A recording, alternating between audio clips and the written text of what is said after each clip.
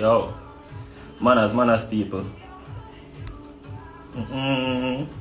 Early come on, O'Neill Fisher, I see you. Cooper, don't know. Who that? The boss wifey, don't know. Daniel Bent. Who that? Wongo. Najee. Respect for joining the live. I don't know. Blessings to one and all. But there again for another vibes, you know. I don't know I go already. But I know the routine. Yeah man, bless up Wongo. Don't know. But I don't know how they are for. Romario Williams the great. The KC legend. You see me? Ooh, them rum. Yeah man, bless up Fisherman. Respect man. You see me? Yeah, so we just a wave team time because we don't really want to waste time, you know. You know I go already. You look like him there, you know, so I could get him on right away. We don't waste no time as I said.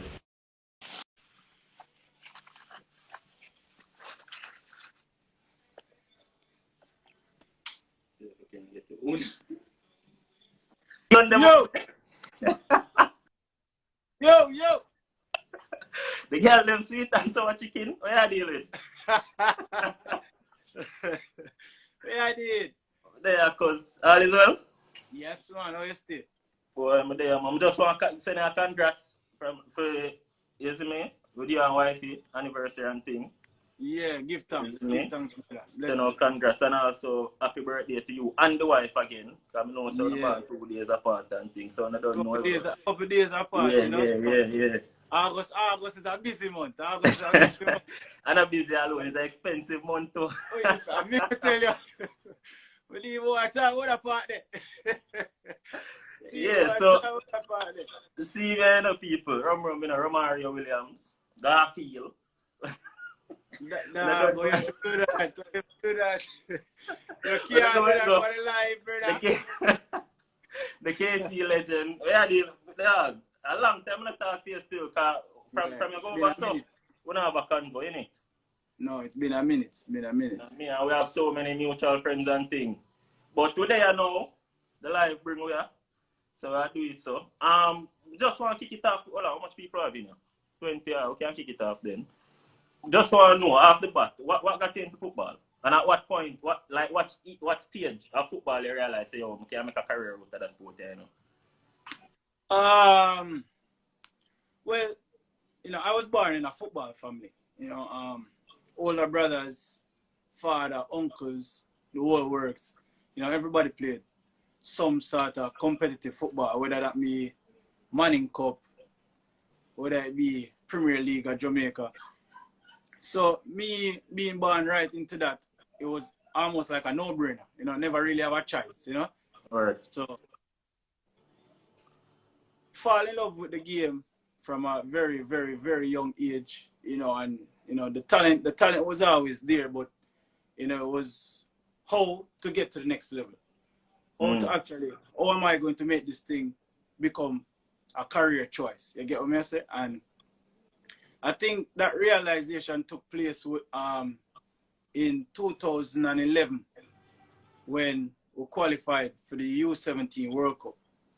You know, and you know, many of my teammates from that team that went to the World Cup in Mexico can tell you.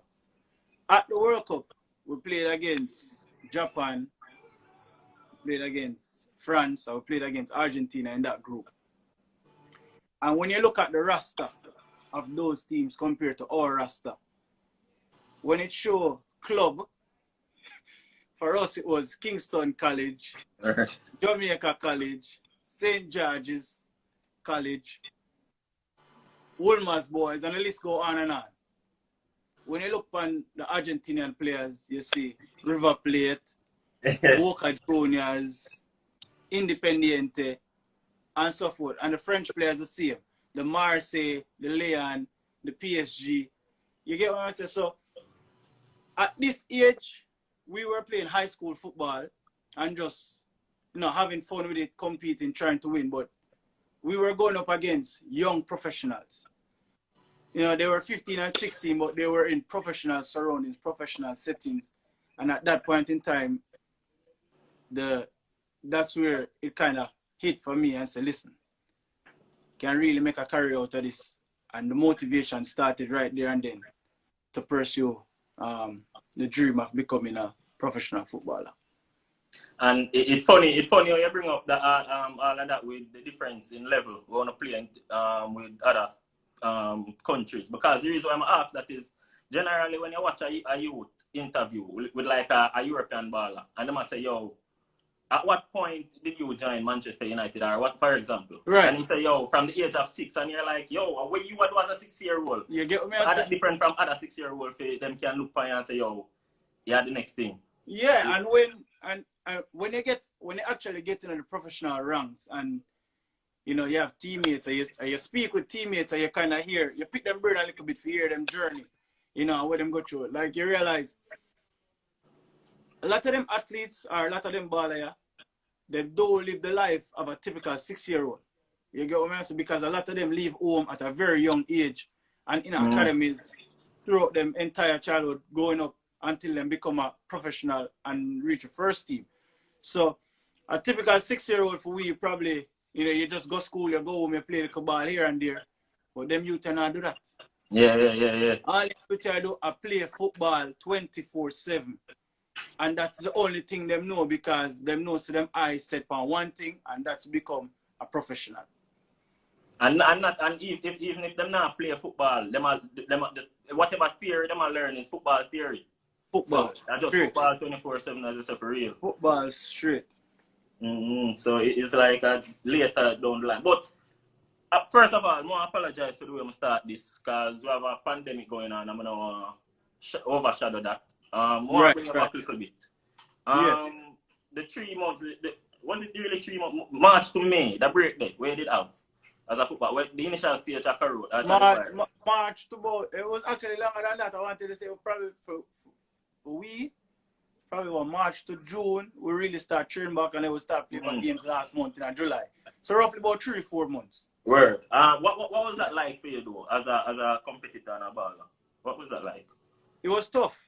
It was tough because, especially from a career standpoint, it was difficult because, you know, we started out the season, we played 1 game, we lost the game 4-1.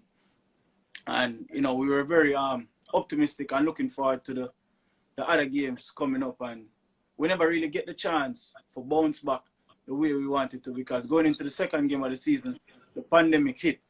So being at home, not being able to train daily, and not being able to play and compete was very difficult. But on the other hand, you know, it was much needed family time. You get what I'm saying? Because you know how the career set up, you travel a lot.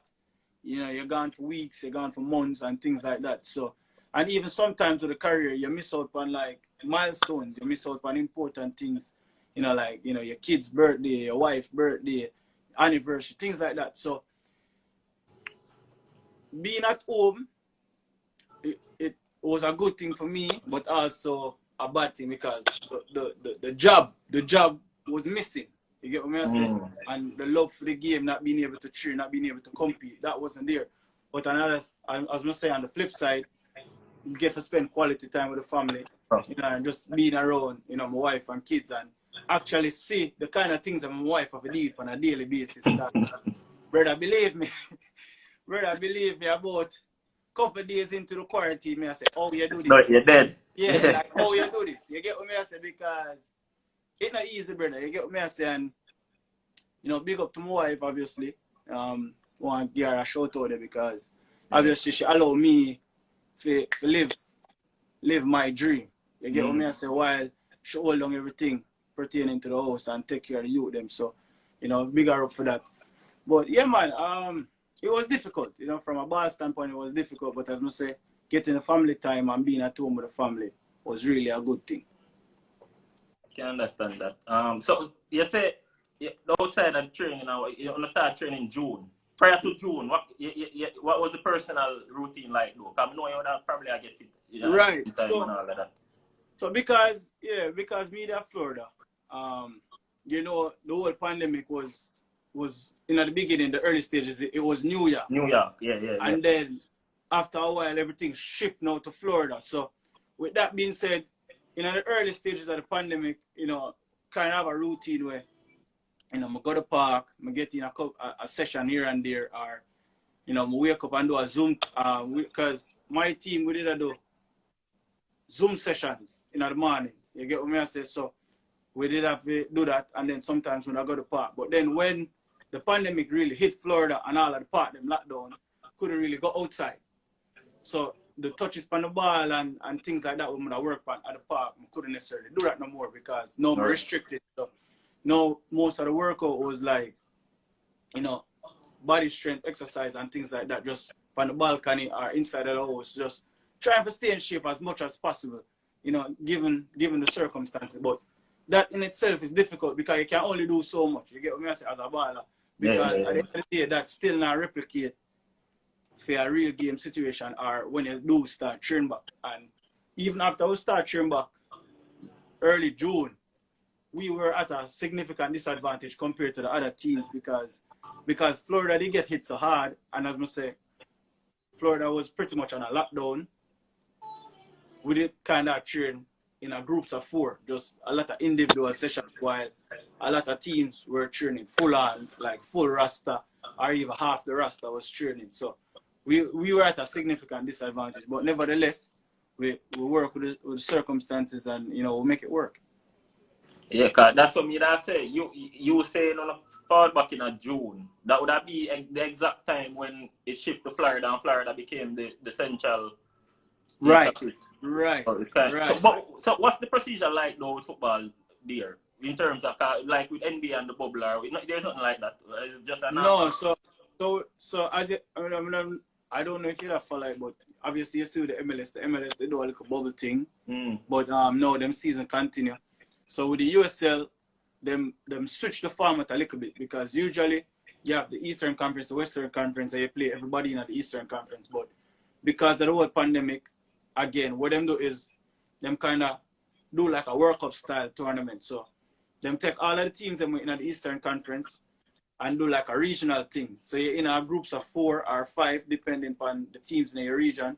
So like for we, geographical location, we're close to Tampa Bay Road is Atlanta United and Charleston Battery. So now all 4 are we in our group together. And it's kind of weird because you get to play them 4 times, which traditionally you only play them twice a year, home and away. So now you get another 2 more games on top of that. You get what I say? So yeah. And top 2 advance to the playoffs, and then from there you go, you know, quarterfinal, semi-final, final for Crown champion. So as I say, I mean, if you look at the standings, we have like 3-4 games in hand because all of that have to do with the pandemic. We never have the opportunity to play games while other teams have play games. So now we kind of really get back into the flow of things because the game them come quick and fast now. So, but the thing is though, even though you had that long break, because you say it's like 3 to 4 months of a break and whatever, they come back storming. But we'll get into that. We'll get into that later. Yeah, we'll get into it. I don't know the farm you're fine, but I don't know G. You find it G. So more go back though before we talk about the whole Miami FC and all of that. Right. What have to talk about Kingston College? Yeah. What have to talk about it? Yeah. You see me? Boom. Stay standing at the KC now. You have a youth named Pencil. From little bit, taller time, I say, yo, rum. Yeah. They all bench and them thing there. Rum. Yo, send on the God, blah, from a taller time. Stay so now. Them when they just play top link, you never hear that you like strike at the time. No, so Pepsi go right up to Coles when I play forward. But then when Manning cut the first year of Manning cut, I play midfield. And then the second year, I play midfield. And then we eventually move back to forward. Yeah. So it's like, see, come on and think, you have the bomb of them or whatever. More ask you though, did you enjoy playing strike more than Cam in high school? Because the better goal them way scores seem to come from when you play top link. Like the bomb of them. And the link up. Yeah, I mean, to be honest, you know, at the time I wouldn't necessarily say I enjoy playing striker more, I enjoy playing top link more. Because I mean with them two teams that we play for, them team that are really versatile. You get what I say? So at any given day, you know, Jumpy, you know, the great Jumpy Harris, if you know, I look at me and say, you know, this game why I play midfield or this game why I play forward, because we didn't have that depth there. You get what I say? And under 17 World Cup, a lot of people might not know, but we play midfield. Play midfield, yeah. Midfield at the U17 World Cup.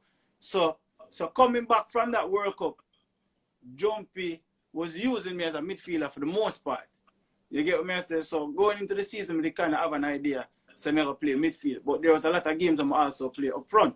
You get what I say? So there wasn't really, you know, a steady position for say, you know, Romario the forward and Romario the midfielder. You get what I say? It was which party want to play me on this given day against this opponent. You get what I say? And yes. To me, it wasn't necessarily a problem because as long as I'm up on the field, I can help the team win. You get what I say? So that was the biggest thing for me. So there's no preference to forward or cam? At that time, no. At that time, no. Yeah, so when I say when you come on the scene and when you play top link for me see the better ball game out of them personally as a fan watching. I see better ball and I mean, as I say, at that point too, it could be a case of you being the top link that you are, plus we have more quality striker than we have midfielders. So when going into the last season, I play Monaco for KC, right? We play one preseason game versus Camperdown, and the first game of the Monaco season over KC we play against Penwood. Like them two games that me play top link, Cam and Jamie I play central. You get what I say? So me play top and Jamie play central. And the two games them will get in the preseason we get Camperdown 5. I will get Penwood 6 over KC first game of the season. You get what I say? And me feel like that even though one was a preseason game and one was against Penwood, no disrespect to Penwood, me feel like that did work best. You get what I say? Me feel like if we did stick to that, I feel like that would have given KC the best chance to win Money Cup. And I feel like that have a little bit to do with why we never win Money Cup. Me feel like, because me feel like me and Jamie in the midfield could have really make things happen. And that chemistry they never get to live up to expectation. Yeah, it never lasts very long. And that chemistry they come from dirt field from Bridgeview. Yeah, from Bridgeview. Yeah. I was score 11 goals in 2 games. And as I said, one was against Penwood, one was against Camperdown. But with me, I play Cam and Jamie, I play Central. We score 11 goals in 2 games. And I feel like, say, we should have used that a bit more, but we never use that. But I said that though. But remind me, who did I play around back them time? Centre back. Who did I play the 2 centre back them? Because it can be said that the centre back pair in them time it wouldn't last in the How did I play centre at them time? If you see you're up on the live in a year, probably can help me. How would I play centre back? Mooney. Remember no, we did have Wilson. Wilson. Yeah. Richard Wilson, I play centre half. Here did I play right back. Remember Richie. I think Tazio did I play left back. Mm-hmm. I can't remember who and Moon who and Richie that play. Moonman at the time Moonman that play forward. I think it was Moonman and Sammy I play forward. Tazio. See here say Richie and Tazio I play centre half and I think Alan I play left back. Here I play right back. Me and Jamie I play in the midfield. Sammy and Moonman up front. And on the 2 wing them we have Shamala for 1 wing. I can't remember who did up on the other wing. Because I remember we have Joel too, you know. Because I remember Joel and Shamala they come KC, you know. Yeah, before. Yeah. But Joel they end up leave. You get what I say? Joel they end up leave. Who I play a wing?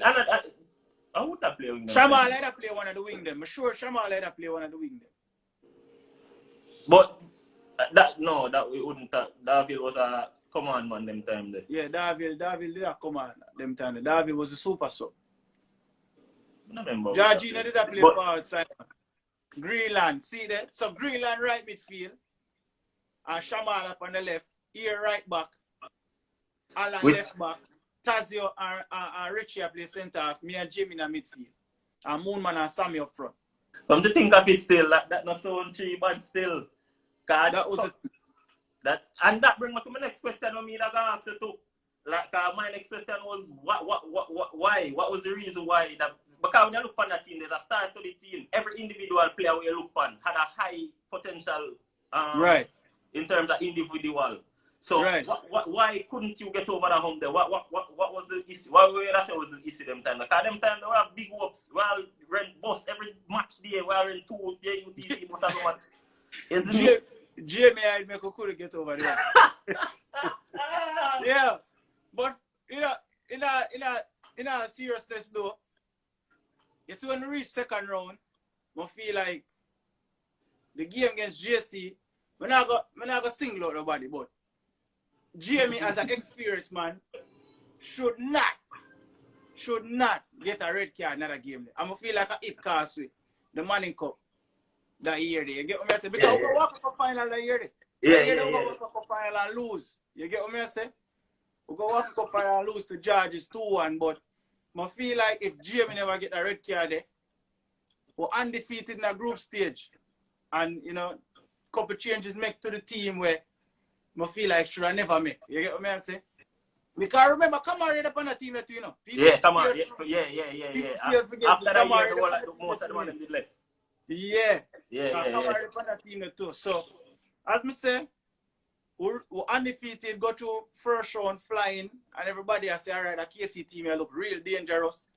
And then we go second round and we don't know what going on. So the changes make where it kind of shuffle out the pack and it kind of mess with the chemistry a little bit. You get what I say? Yeah. Remember that day, the Waka Cup match there? Yeah, but I'm not forget the red card because James should never take the red card against JC still.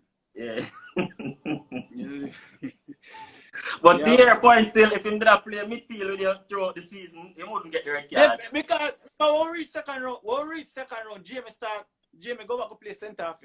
Yeah. You get what I say? Because if you remember the Walker Cup match will be Charlie Smith when everybody clearly have we as the underdog going into the match. Mm. When you don't know that the Charlie Smith team, I'm not team have to tell you about the Charlie Smith team. You get what I say? And the Charlie Smith team, they have my boy there from Portmore as well. What name? He used to play at the dirt field too, over Bridgeview. What name? Raja. Yeah. Them have Alves, them have Baggio, them have Michaelos, and the list goes on and on. You know, wicked Charlie Smith team. I will beat that team there over Canton Spring and Walker Cup when nobody never expected to beat that team. Yeah. Now everybody have it say Charlie Smith have beat you. You get what I say? But because Jamie played center of that game there, and to be honest, he was probably the man of the match that game there. Because he played a very good match. You get what I say? I just feel like from that point, the coach I say, you know what? I'm going to continue with Jamie as a centre half for the second round. And as I say, maybe for that game they work, but I don't feel like the rest of the way going forward, that should have been the case. Yeah, should I say it to Jumpy man? Nah, you're mad. You're mad. You know what? Make them mistake they want. Two pick Jumpy team. The last man try to pick Jumpy team, you know. Last man try to pick Jumpy team. Here, see the light. Well, I leave the story there, though. Yeah, well, I leave it there alone. You're mad. So the Janu, I'm not telling like the year that it heartbreaking because, as I said, we have a whole heap of work to the team. That the team that is top notch. But then again, kind of year that Excelsior team did big too.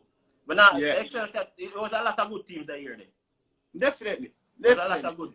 It was a very competitive year that year, for real, to be honest. So, so unfortunately, you never get to one. You win a Walker Cup though. You win a Walker Cup? No, we knock up.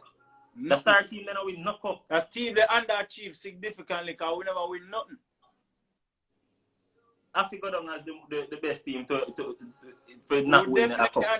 We know win. Sure. We go Walker Cup final and lose to Georges. Yeah, for real.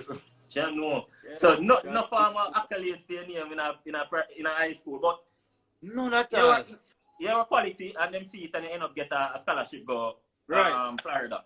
University of Florida. Yeah. Boom, you go over there, start it up, win one bag of thing, you win at one point in the day in the day, you get conference player of the year. Yeah. And you're in the all team. The Yeah. all conference team and all of that. So Mm-hmm. boom, star up that and that going at the draft, third overall. Third overall Niger. What was that like for you? Yeah, that was like a dream come true. You get what I say? Because when you really look back on the journey, you know, of, you know, as I say, the realization really hit 2011 at the World Cup. 4 years later, you're the third overall pick. So it just, for me, I just feel like, you know, from 2011 to 2015, the work I'm put in, I reap the success now. You get what I say? Because 4 years ago, this was a dream of mine to become a professional.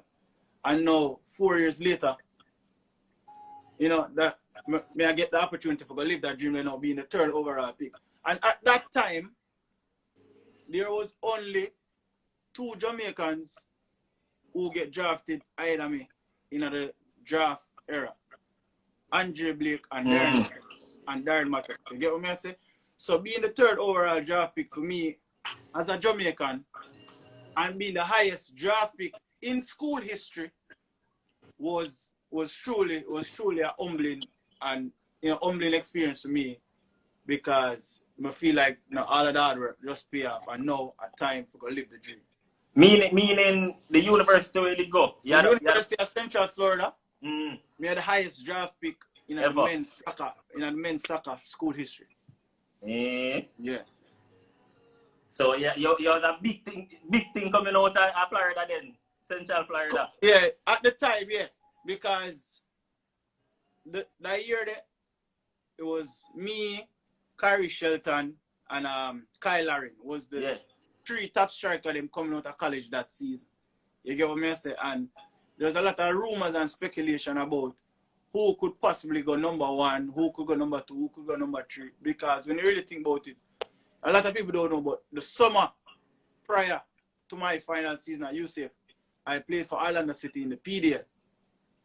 It's a summer league. You get what I say? So everybody there was a lot of talk going around about me potentially being the number 1 pick going to Orlando City, because Orlando City, with my school being in Orlando and Orlando City being at every game I played at home that season, with me playing for them, the familiarity and everything, there's a lot of speculation about me potentially going number 1 to Orlando City.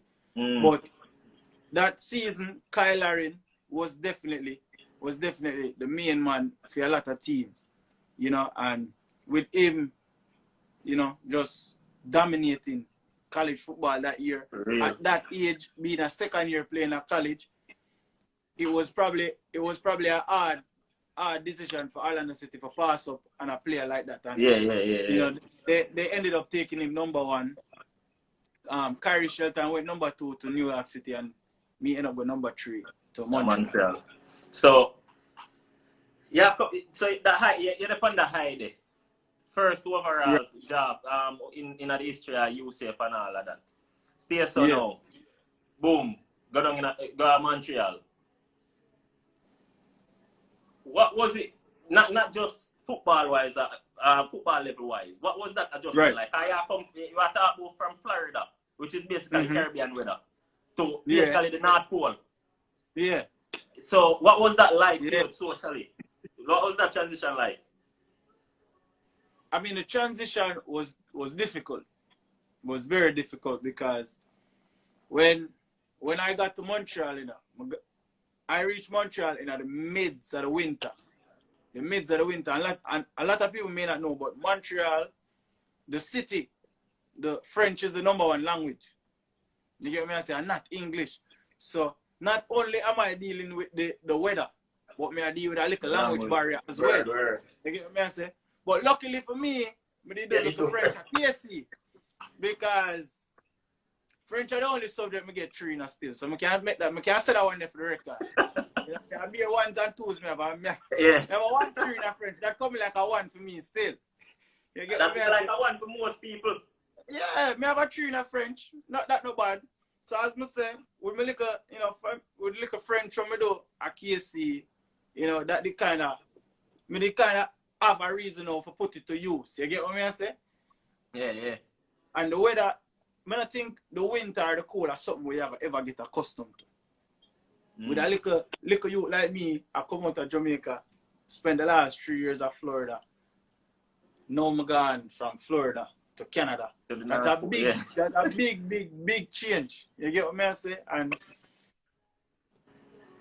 as I say, I don't think it's something where you can ever get used to, and I know somewhere me ever get used to.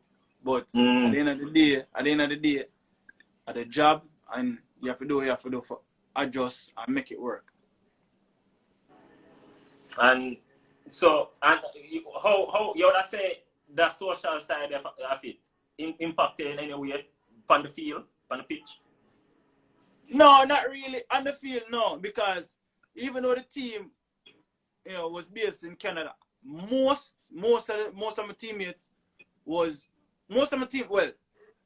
if not most of them spoke English, and then most of the teammates were also American. You get what I say? So, yes, the team being based in Canada, in Montreal, when around the team, there wasn't really any issue. It was more, away from the game, in the city. If you want to, take the train, if you want, you go up on a little date night, you go in a little restaurant and you might have talked to a waitress and you want her number, you can't even, you can't ask her for her number for my English, you understand? So, things like that was difficult. You go in a store, you try to find an item or you want to purchase, and a girl on the floor or somebody on the floor tell you say, them not understand you. Them have to go get the manager, XYZ, so forth. So that was a bit challenging. But well, you clearly took to the French. You took to the French side of things, so I can say I put away in the background and be a thing. So yeah, I first love you now. Say a wife little think this. Yeah, she. Alright, look at one of our dream location them, Okay. So you don't know one day where I walk and she see a little painting and she like it and she say she want to grab it for the house. So from them August about to get way more expensive one of them area. I tell you. So So from the sticking with Montreal, as I say, you're on a high now. Top 3 draft and all of that. You stay so right. Boom. They're on a high and Montreal say, watch your style, Boom. Marquee signing was Didier Drogba in a year position. What kind of how did that take to your mental at that point? Because that means a back burner for you. Right. Most likely. Because of the Marquee signing. So at that time that was very, very, very difficult for me as a young player because one, when we look around the league, Kyle Larin play for Orlando City, Kyrie Shelton play for New York City, and me being the third pick, never play for Montreal. You get what I say? But them say you can only learn and get better by playing, which to some degree is true. Me never play, but me did learn and get better because me did learn from one of the best. You get what I say? In terms of Drogba, I was learning and getting better as a player by learning and soaking up as much knowledge as possible from one of the best because me never get into who Didier Drogba was. Everybody were watching live and you know who Didier Drogba was as a player. You get what I say? But just getting the opportunity for share the locker room and pick him brain and just learn from him, being able to train with him.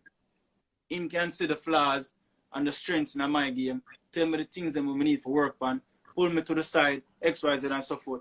That in itself was a big step for me in my playing career because despite the fact that I wasn't playing only 2 games, a total of 7 minutes, my rookie year at Montreal,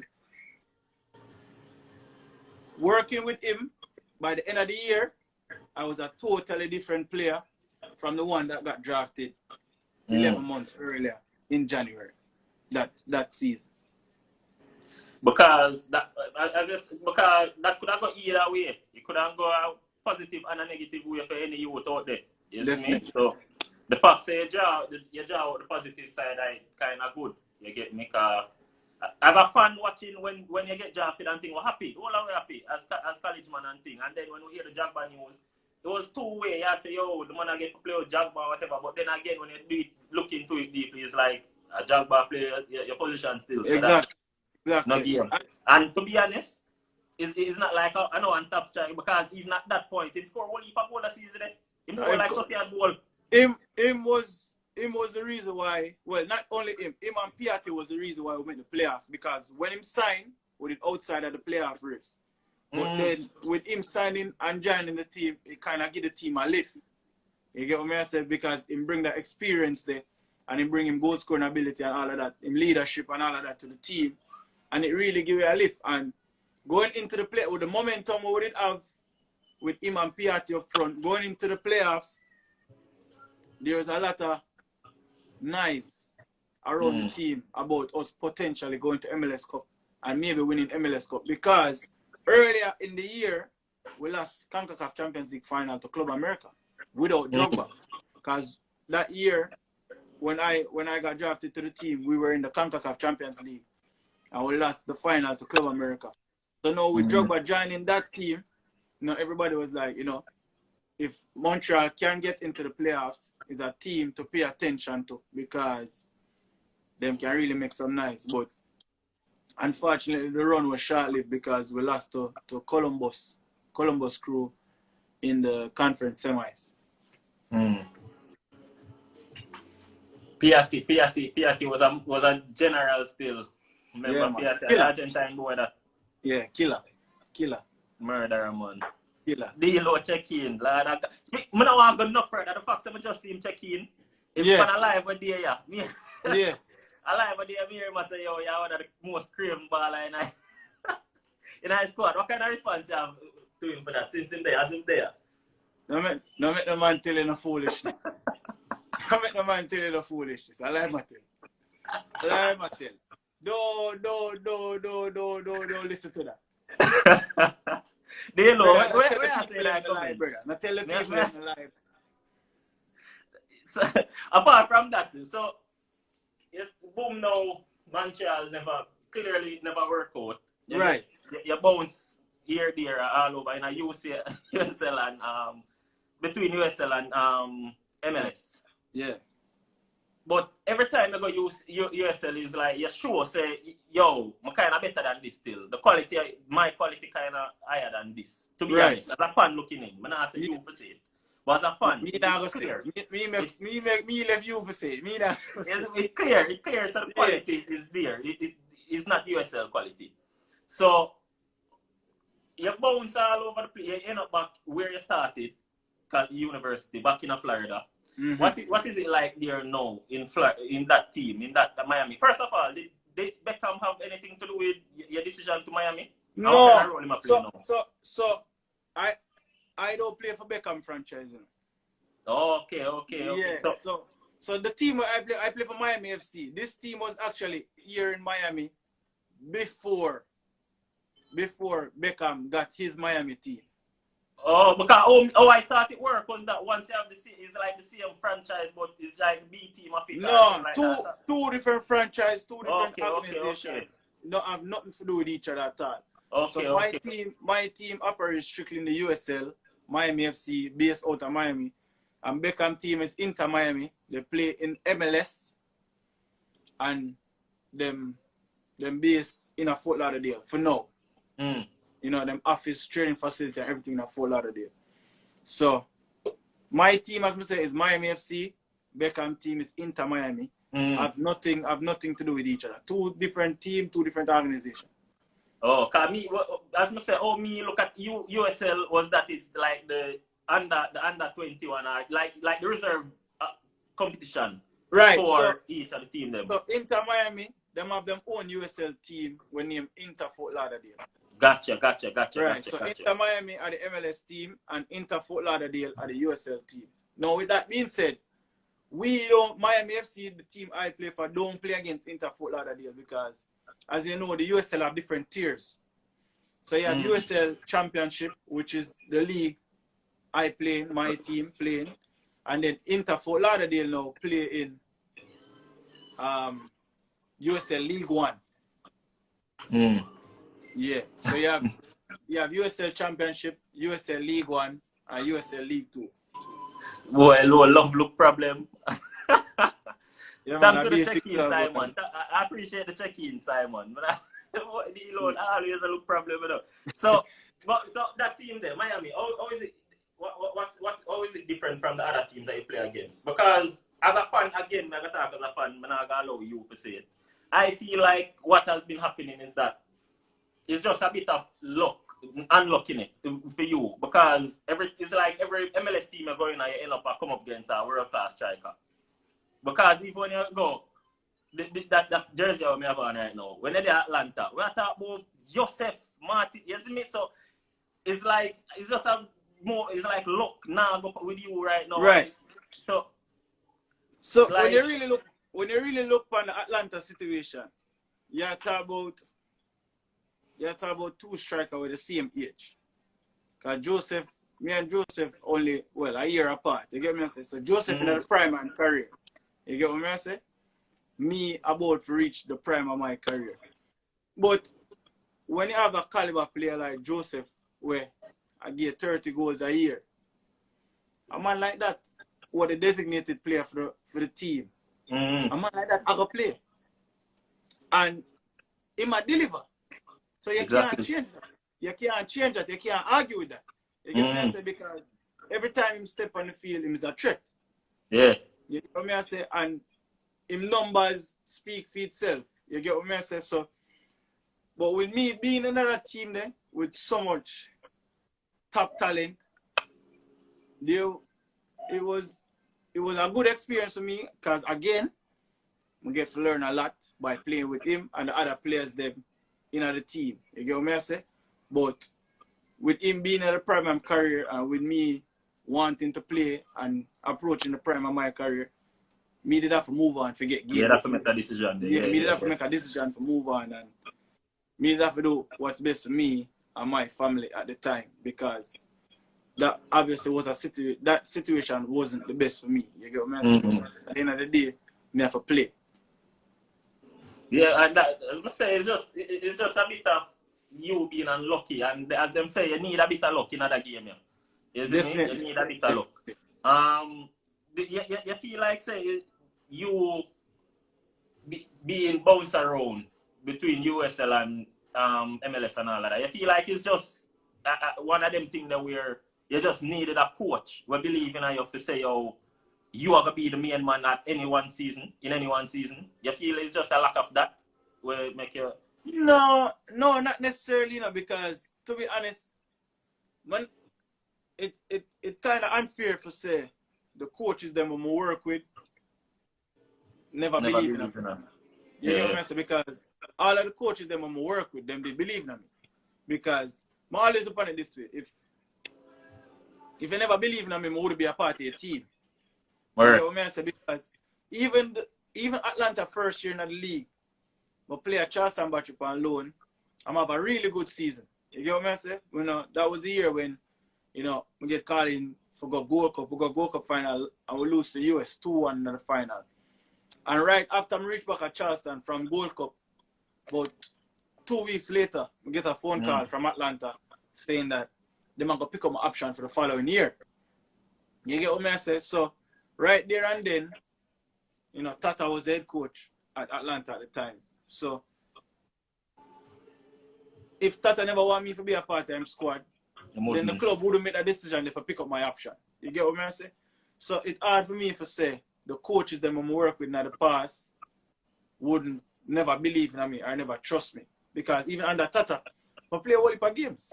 I play 20 games with Tata. You get what I'm saying? A lot of them, 90% of them was off of the bench, yes.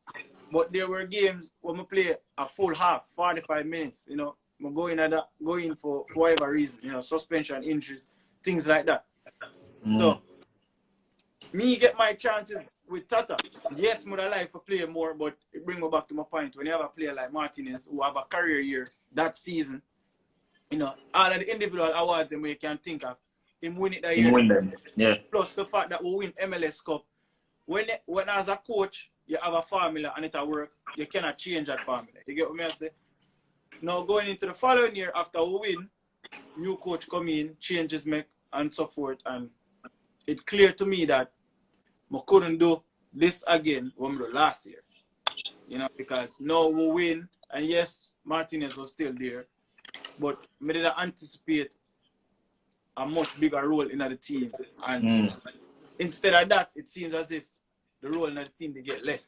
So I say, listen, this can't work. You get what I say? Only I get older, I need to play.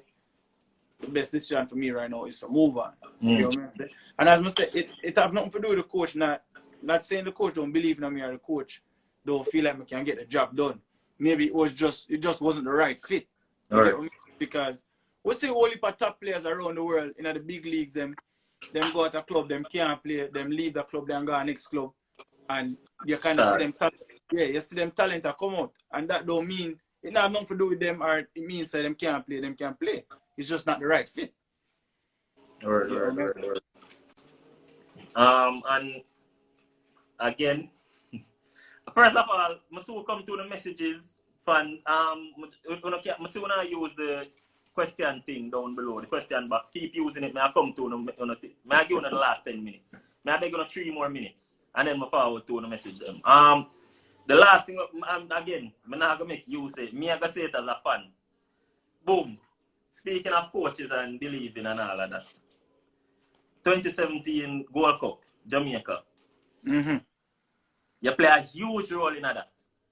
Yeah. So I thought about you basically scoring the winner against Canada because it done 2-1 and you scored the second goal. So right. It wasn't 1-1 and then you scored the 2-1. It was the winning goal. Right.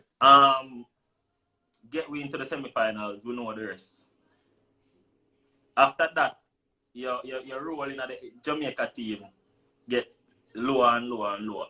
I'm not going to make a talk to the coaching side of it. But for you personally, how disappointed have you been not being involved in the team? Seeing that you play, because you did play a huge role in that World Cup run.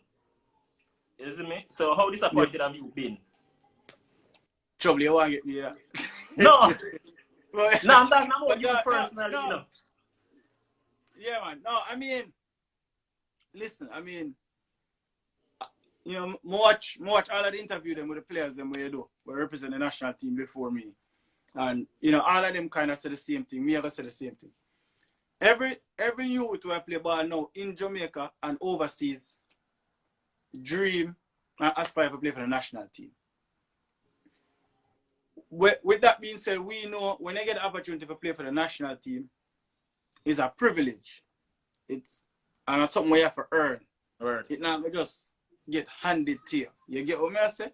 So, being a part of the team where go to finals, you know, lose to the US and, you know, go up on a historic run, that was an unbelievable experience.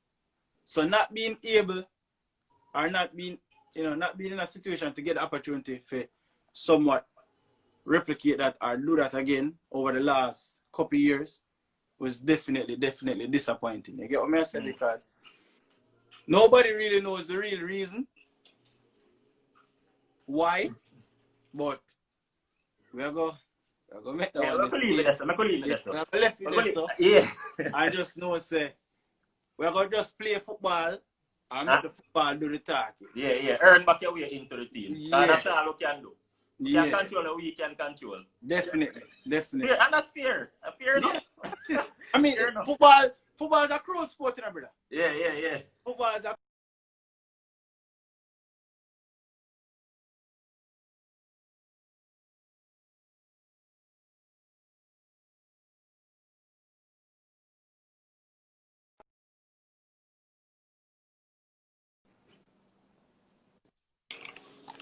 yeah, man. Oh, they are back.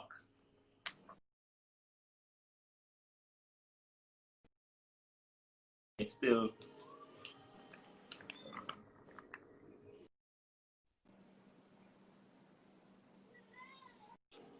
Yo, Yeah.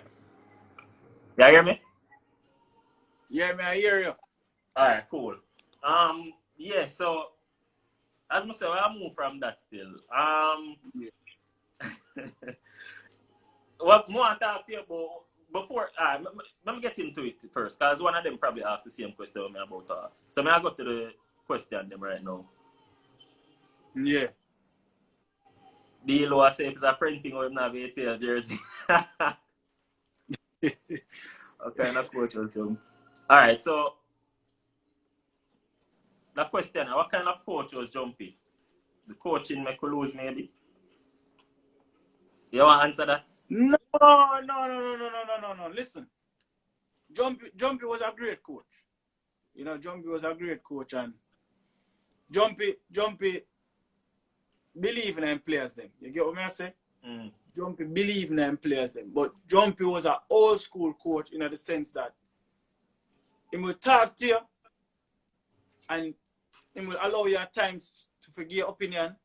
But if I feel like something we could have done better at is, you know, if we as players they kind of see something wrong or see where something never that work, I feel like we should have been able, especially like the leaders them in the team, I feel like we should have been able to go to him and say, coach, X, Y, Z and so forth. And we couldn't do that.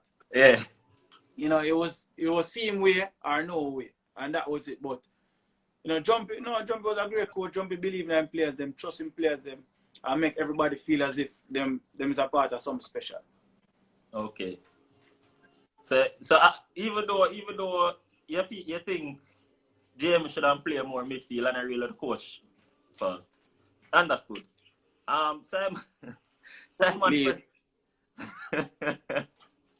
Simon Preston asks, who will get golden boot this season? You are Flemings. Speaking of which, Flemings, congrats by the way. I'm gonna say that officially. I love how you are playing now. This look like a breakthrough season. I love what I see. You see me? Right time you find farm and everything. So yeah. Who you say? The golden boot. Pavia find ready. So yeah. trouble I got there, but it kind of too early to tell right now. But either way, if Flemings win it, if me win it, I love seeing him win. Because I love seeing him because it's a Jamaican that win it. You get what I say? So if him win it, he might put Jamaicans on the map. If me win it, yes, that would have been a good personal achievement for me. But nevertheless, either way, I'm happy. But Pavia eat up, yeah. Yeah. Alright, so this Daniel Ben person asks a couple of questions. I'm so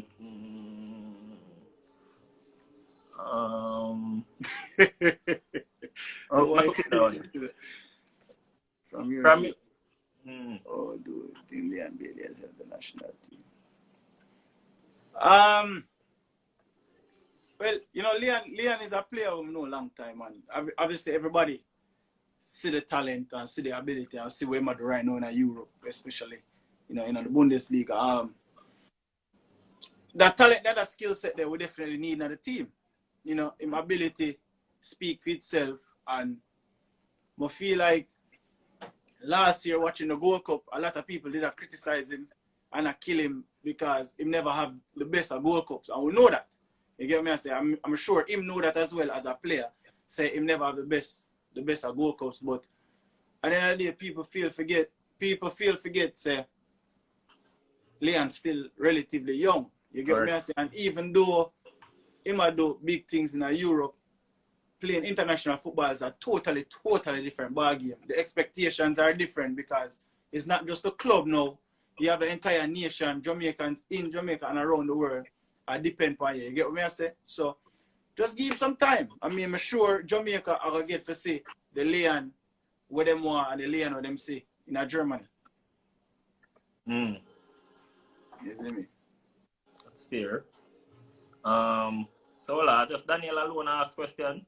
I want to go on. Question tab so low. I should continue talking with my tweet now, man. A different Miami as him explained a while ago. How do you for influencers make up the same thing realistically? Alright, I could go with that one now.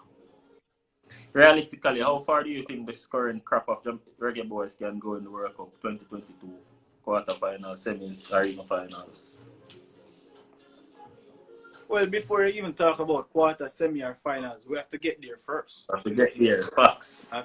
Yeah, we have to get there first. So before we can even get to quarter, semi, or not, we have to qualify for the World Cup first. I mean, everybody who follow football know it's been years since 1990 Jamaica last qualified for a World Cup. So I think the ultimate goal of this crop of players, including myself, is to get Jamaica at the World Cup in 2022, and then we go from there. The mini fixture release for the year. We say we'll play against Mexico first, and what I guess the question we want to know is how because for me personally as a fan, this is the golden age of talents from what me see for the Reggae Boys. From me I watch football. It's basically, you see me. So because me as a fan have high expectation of the team. So as a whole head in a squad we know the thing go and all of that. What kind of expectations you think is out there? Because we spoke to, I think it was Blakey we spoke to, and he said we not just want to go. Yes, the first step is to qualify, but we not just want to know so we qualify and that's it. We are going to compete. Yes, yeah. So like what level you think we're there in terms of competitiveness when if we do go into get qualification? How far is the team going? I mean, listen. I mean, we're right there because we're ranked 4th right now in CONCACAF, and we're ranked in the top 50 for a reason. You get what I'm saying? Because of the success in previous years. So, as Blakey, to echo what Blakey said, the job is to get there first. The aim is to get there first. But it's not that if and when we get there, it's not that we're going there on a vacation. Right. We're going there to compete. You get me I say? But at the end of the day, you cannot think about 2022 until you get there. So you have to think about what's ahead before you even talk about the World Cup itself. You get what I say? Fair enough. So it's a stepping stone. Fair enough. To another question, we have 2 more minutes. All right, I'm going to wrap it up. NHS night soccer. How would you compare MLS and USL quality-wise?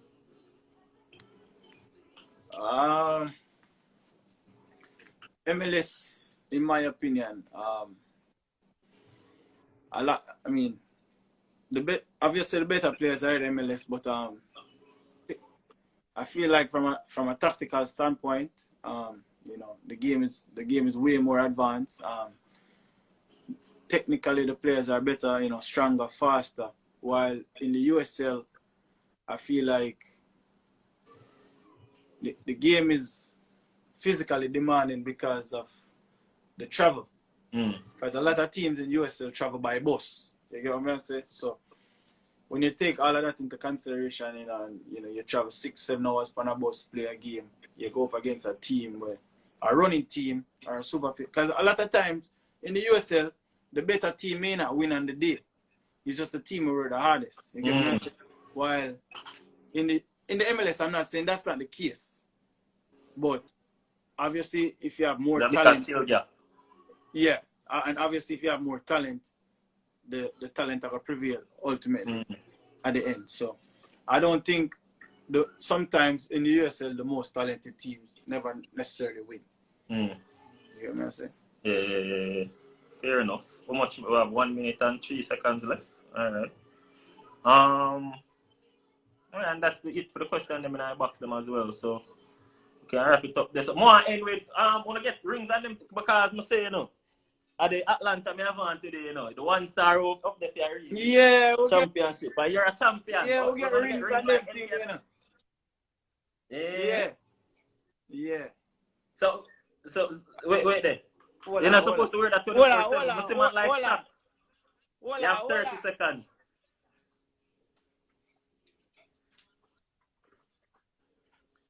Honestly, I close up on the ring. I don't know if no more Jamaicans ever win it. So